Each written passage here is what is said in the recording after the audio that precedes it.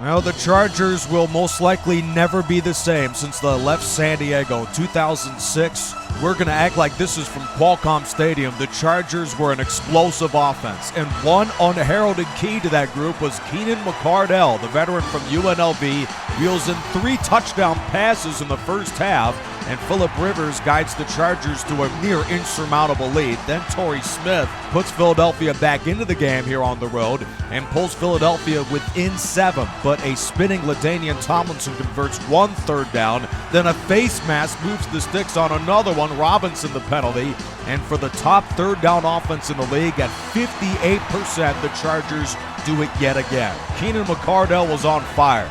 6 catches for 85 yards and 3 touchdowns. The Chargers improved to 2-1. Eagles dropped to 0-3. Week 3 of the DSFL 2020 may be a marquee moment in the season for the 2005 Pittsburgh Steelers. Jerome Bettis scores his 2nd rushing touchdown of the year, but this defense has been sensational all season against the brutal Mark Sanchez. The Steelers hold the Jets to only 1 field goal and a 10-3 home win. Pittsburgh improves to 2-1. Sanchez has been just awful. The Jets are 0-3 to begin the year. 1-1 Panthers in the 0-2 Colts from beautiful Charlotte, North Carolina. Cam Newton scores his 2nd touchdown of the year. Both of those tosses have been to Ted Ginn, the veteran from Ohio State, and the Panthers win the game with a critical interception in the end zone. Peyton Manning throws a pick today. He had been relatively pedestrian. Meanwhile, both Gary Bracken and Shaq Thompson play well. The Panthers have won their 2nd game of the year. Meanwhile, from Lambeau Field in Wisconsin, Packer quarterback Aaron Rodgers leads the entire DSFL in passing with 793 yards passing this year, 824 total. Incredible performance in the home win over Jacksonville. Green Bay is 2-1 this season. Well, really, the notable part of the 2017 season for the Atlanta Falcons was the utter collapse they suffered in Super Bowl 51, up 28-3 over the Patriots, and what was a brutal loss for Atlanta. They play host to the winless Raiders. Atlanta has started the season at 2-0, thanks in large part to a defense that has complemented Matt Ryan. There's a pick 6 for the young linebacker from LSU, Deion Jones. Then Julio Jones rips off a 34-yard touchdown. No team outside of San Diego scored as many points this year than the Atlanta Falcons, who lead by 18 midway through the 3rd quarter. Unnecessary hit out of bounds by Atlanta sparks a Raider comeback try after the throw from Gannon. Handoff to Charlie Garner, and he somehow evades the entire Falcons defense and cuts the Atlanta lead to 11 on what is Charlie Garner's 1st touchdown of the year. Tim Brown gains 13 on a slant. Then Paul Warlow whoops him down from behind. That is a face mask. Then Rich Gannon escapes for his 1st rushing touchdown of the season. And the Raiders, after a failed 2-point conversion, pulled to within 5. 3rd and 3 for the Falcons. Atlanta this year, they are 46% on 3rd down, but they are denied on 3rd and 3, and the Raiders get the ball back. Roland Williams will be on the receiving end of this quick underneath route thrown from Gannon. Then he pulls yet another face mask. That's on Keanu Neal. This the most pivotal play of the game. This was officially reviewed a fumble. It went under further review, and the ruling stayed as called. Was close. Tim Brown, the recipient, he lost the ball, and the Falcons win the game.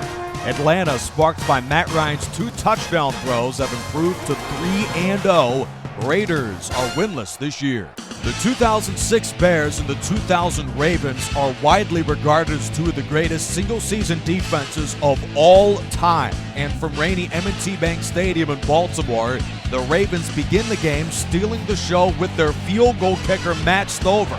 The 10-year man from Louisiana Tech drills a 58-yard kick to pull the Ravens on top after 10 minutes. Off play action, Trent Dilfer takes a deep shot and completes a 75-yard touchdown to Condry Ismail. Go figure, the longest touchdown allowed by the Chicago defense this year would be to the Ravens, who aren't known as much of an offense themselves. In the 3rd quarter, the rookie from Tennessee, Jamal Lewis, breaks 2 tackles, including one of Brian Urlacher, and rips off a 70-yard run that results in a Raven touchdown. Baltimore, after a Bears score, lead 20-15 and recover the onside kick by Robbie Gould. Baltimore has improved to 3-0 with this home win, sparked by defensive and special teams. Week 3 Player of the Week, linebacker Peter Boulware. Baltimore will play host to the Chiefs next week. Meanwhile, the 0-3 Bears are at the 0-1 Rams. Both clubs come into today's game at 1-1 from Raymond James Stadium in Tampa Bay, but Brad Johnson and that Buccaneers offense had a field day against the struggling Saints defense. New Orleans is 18th in the DSFL among 20 clubs, giving up 289 yards per game. Greg Spires records this fourth down sack, and the Buccaneers win their second game of the season. Martin Gramatica has been excellent as well. The Bucs will visit the 3-1 Packers next week. So the Broncos and the Chiefs meet in prime time for Week 3 of the DSFL 2020. These are two of the highest single-season scoring offenses in NFL history. And the wide receiver from Georgia kicks us off with his 47-yard touchdown on the receiving end of Patrick Mahomes, who has had a whale of a year. Down by 3, Mahomes launches a 75-yard touchdown to a man who does this so many times throughout his young career, Tyreek Hill, the wide receiver from West Alabama. Manning at the 48 of the Chiefs, down by 4 with a chance to win it, begins the drive throwing a 13-yard comeback pattern to Eric Decker. Then this will baffle me, and this may be why the Broncos missed the playoffs. First down, they go to a run. Out of timeouts, Manning checks it down. 3rd and 10, they design a single-back run with 12 seconds to go in the game. And, of course, the Broncos don't have any time, and Denver drops this one to fall to 0-3 this year. They didn't even want to win, and John Fox is irate. It's all your fault, man. This is why the Broncos are 0-3. Their fourth quarter play calling has been dreadful. With that said, Kansas City's offense, as explosive as there is in the league, also has 0 turnovers committed this year. Excellent season for quarterback Patrick Mahomes. Rams and Seahawks in another divisional duel in primetime.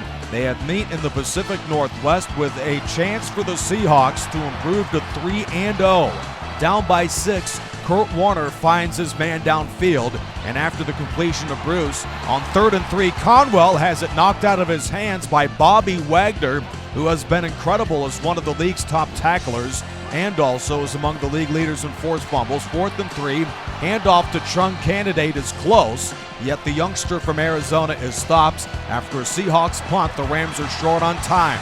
Warner guns it deep. That is intercepted. A flag has been thrown. Pass interference off the pick from Earl Thomas of Seattle. Rams get a mulligan here. Under a minute to go with 2 timeouts. Underneath, Marshall Faulk dances to the 24. That is a gain of 9 yards for the Rams. Then out of timeouts, Warner is blitzed and is sacked, and the Seahawks have knocked out the Rams, led by Bobby Wagner's sensational performance with 9 tackles and was integral in that fourth quarter effort defensively.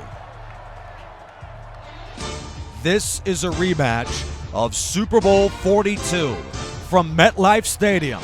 The 2-0 Giants tangled the 2-0 Patriots under primetime lights in what is a critical game.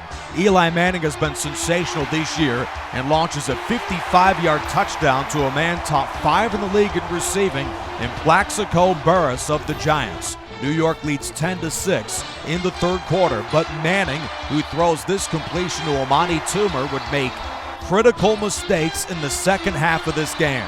Picked off by Randall Gay of the Patriots, and the cornerback from LSU returns inside the 5 to tackle by Burress. Then with the Giants down by 3, Derek Ward, the running back from Fresno State, puts the Giants in plus territory, but this Manning throw across his body, intended for, of all people, Brandon Jacobs, intercepted by Gay again, hampers the Giants' chances. Down by 6 with under a minute to go in the game. Ty Warren records a sack.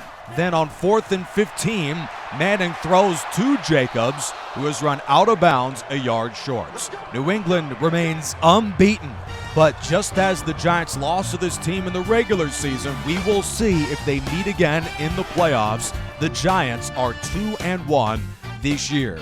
Passing leader in the DSFL this season, it's the Packers. Seahawks, the best rushing offense through 3 weeks of the season. Keenan McCardell was incredible for San Diego in their win over the Eagles, and Plaxico Burress played well in that loss of the Patriots with 122 yards receiving. Next week, in a rematch of the Super Bowl, the Broncos visit the Seahawks. This is the DSFL 2020 with Charger Dude 95.